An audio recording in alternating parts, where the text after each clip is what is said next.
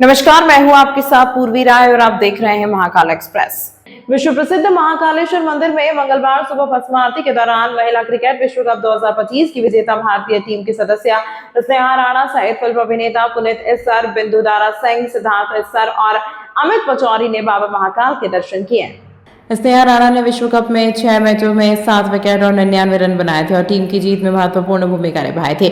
उन्होंने बताया कि पिछली बार विश्व कप से पहले उन्होंने महाकाल से जीत का आशीर्वाद मांगा था और वचन दिया था कि जीतने के बाद वे पुनः दर्शन के लिए आएंगी। टीम की जीत के बाद अपना वचन पूरा करने पर स्नेहा ने कहा, यहाँ आकर हमेशा अद्भुत अनुभव होता है। भगवान महाकाल से यही प्रार्थना है कि वे इसी तरह अपना आशीर्वाद बनाए रखें। सभी अतिथियों ने करीब 2 घंटे तक नंदी हॉल में बैठकर भस्म आरती का लाभ लिया। मंदिर समिति की ओर से उप प्रशासक एस.एन. सोनी ने उनका स्वागत सम्मान किया। बिंदु दारा सिंह ने महाकाल मंदिर की व्यवस्था और यहां से मिलने वाले सकारात्मक ऊर्जा की प्रशंसा की। जय श्री महाकाल। जय महाकाल। मुझे यहाँ के बहुत अच्छा लगा। जितने भी यहाँ पे कार्यक्रत में है, बनज सर और आप लोग सभी ने बहुत ही अच्छा अरेंजमेंट कराया था। और हम लोग बोल के गए थे, जब हम पिछली बार आए थे वर्ल्ड कप के ड्यूरिंग यहाँ पर आए थे और हम लोग यहाँ महाकाल जी के आगे दर्शन करके गए थे और बोल के गए थे कि हम लोग ट्रॉफी उठा के आएंगे। हमने ट्रॉफी उठाई और आज मैं वापस आई हूँ। महाकाल जी ने वापस बुलाया है और मैं आशा करती हूँ कि वो वापस बुलाते रहे मुझे ऐसी, और हम लोग ऐसी ट्रॉफी दिलाते रहे इंडिया को।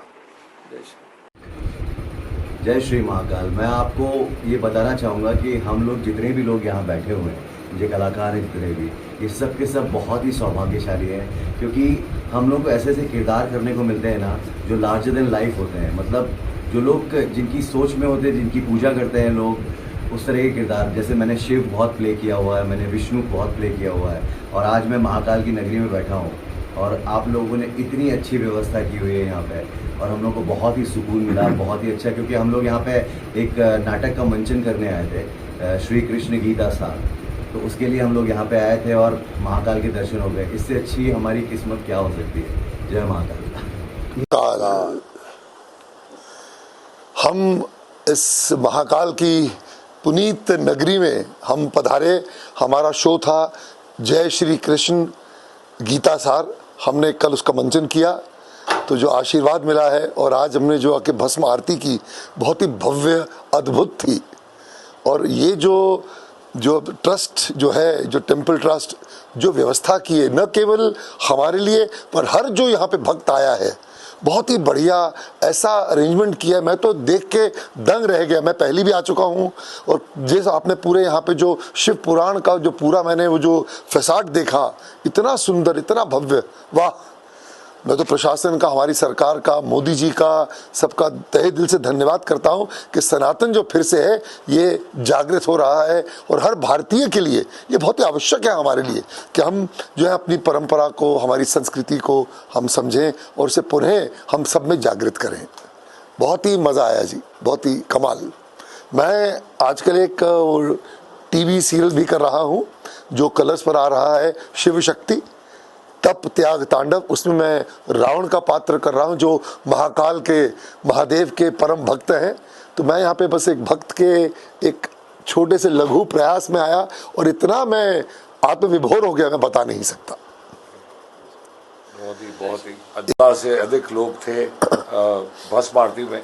सबके दर्शन हुए, और जो अरेंजमेंट, जो ये मंदिर है, जिस तरीके से ये बना दिया इनने, तो एकदम जितनी पूरी फैमिली आए, जितने भी लोग आए, सारे के सारे दर्शन बहुत अच्छी तरह प्राप्त करते हैं।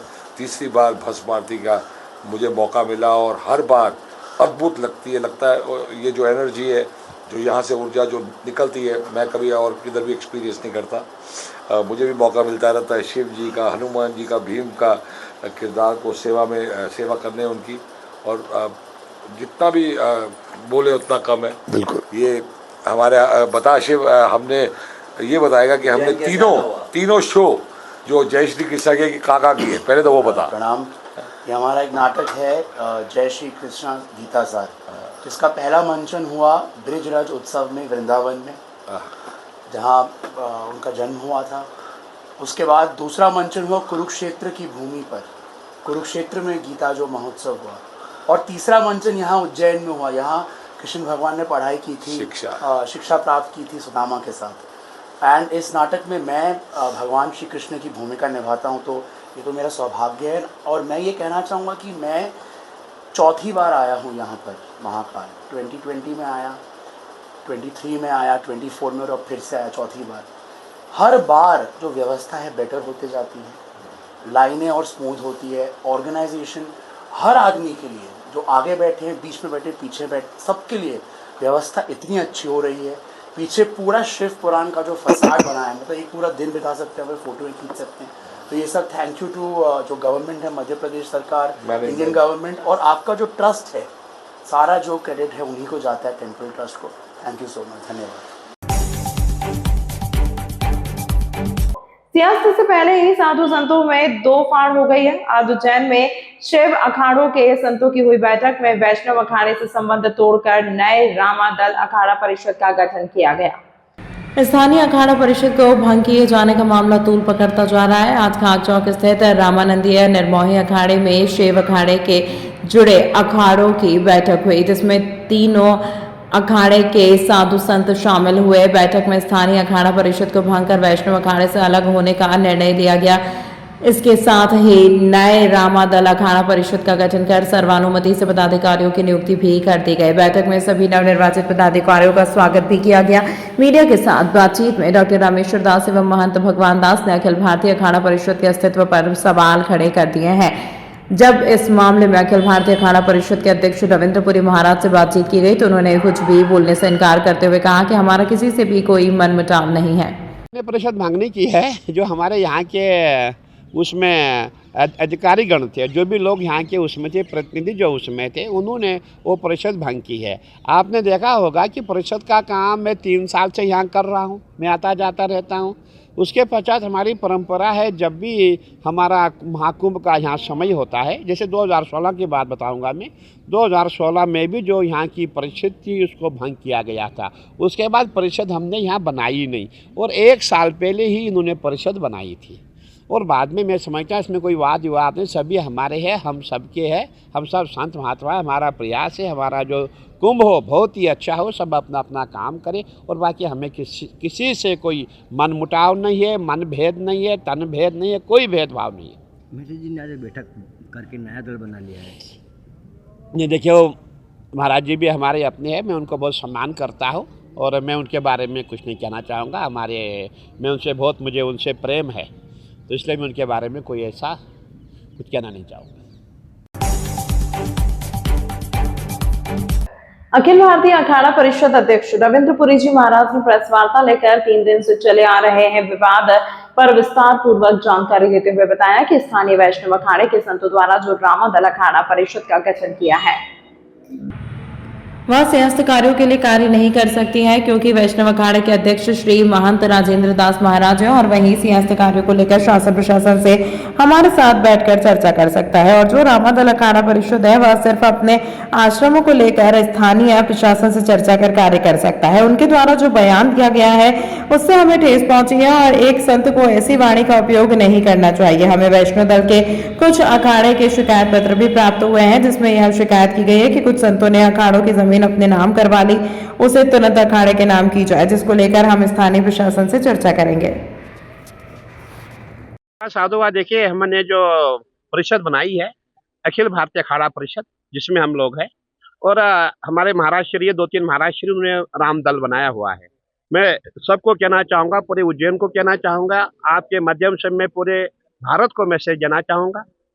रामदल ठीक है, बहुत अच्छी संस्था, भगवान राम का नाम है, नमन करते प्रणाम करते हैं, परंतु अधिकार जो है अखिल भारतीय वैष्णव अखाड़ा परिषद का है। उनके जो श्री महंत है वही मेला व्यवस्था में देख सकते हैं, ये लोग मेला नहीं कर सकते हैं, ये अपने आश्रम का काम करा सकते हैं, अपने आश्रम का आप काम कीजिए। लेकिन जहाँ मेले की बात आती है वहाँ पे जो अखिल भारतीय वैष्णव अखाड़ा परिषद है वही काम करेंगे, उनके साथ ही हमारा उठना बैठना होगा, इनके साथ नहीं होगा। क्या समन्वय की बात होगी या कार्रवाई की बात होगी? नहीं, हमारा समन्वय, मैंने कहा ना, हमें किसी से कोई बैरी नहीं है, क्योंकि इनसे हमारा कोई लेना देना नहीं है। हमारे तो वो है जिनसे हमारा रोज की मीटिंग होगी, रोज की बातें होंगी, वो अलग व्यक्ति है, ये अलग व्यक्ति, इनसे हमारा कोई लेना देना नहीं है। ये आश्रमधारी है, वो अखाड़ा लेके घूम रहे हैं, वो अखाड़ा लेकर के पूरे भारत में उनकी शाखाएं हैं, उनको कंट्रोल करते हैं, वो प्रमुख है।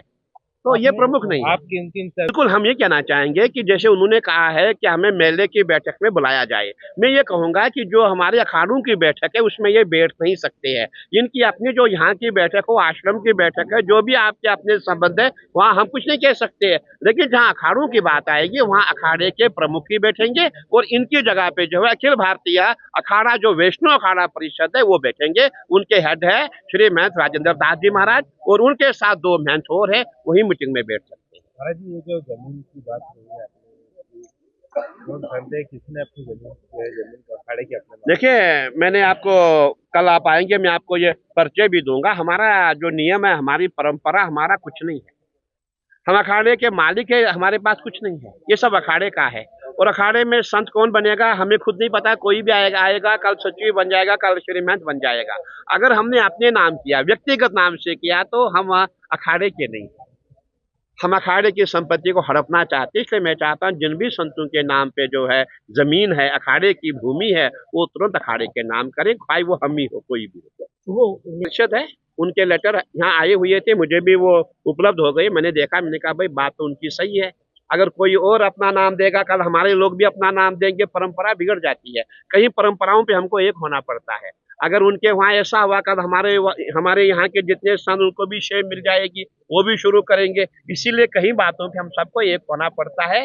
भले हमारा मन मिले न मिले, मतभेद हो, मनभेद हो, लेकिन हमें कई जगहों पे एक होना पड़ता है। तमाम महत्वपूर्ण खबरों के लिए देखते रहिए महाकाल एक्सप्रेस।